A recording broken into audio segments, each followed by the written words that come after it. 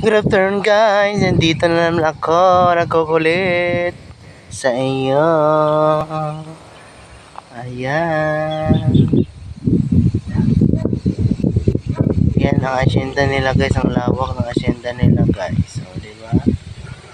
Iniikutan ko lang yan. Pero nandoon sa kabila guys, meron doon pa rin hanggang lupa nila. Ang lawak ng lupa nila. Hindi ko alam kung ilang hektar ito. Naiwan sa mga magulang nila. Ang tatay nila patay na, yun ang masipag. Ito talaga ang nila, sakahan dati. Na hanggang ngayon, sakahan pa naman.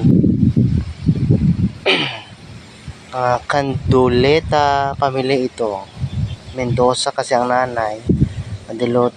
Canduleta ito may-ari. Ang lupa na ito. Nasa masipag ka guys, maraming anihin, marami kang pera dito.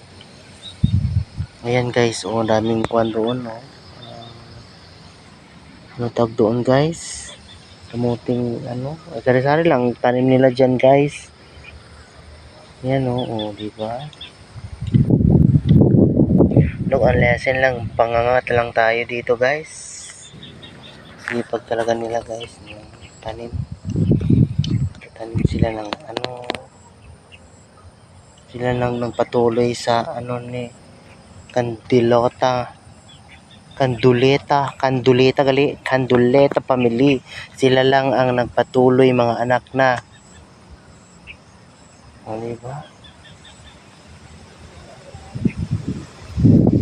Nandun pa guys, banda ang bahay nila guys. Doon pa.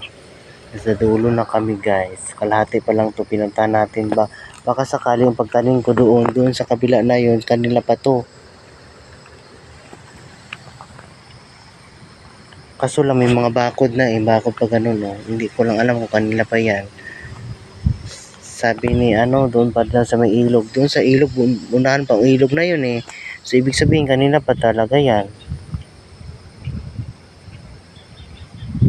Di ba guys? Ito guys.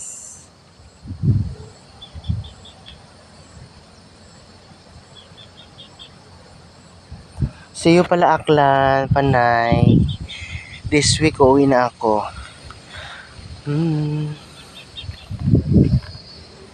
Hello guys, welcome guys. Bye-bye na, God bless you guys. Wala na akong maisip na content ito lang lagi. Bye-bye guys, bye-bye.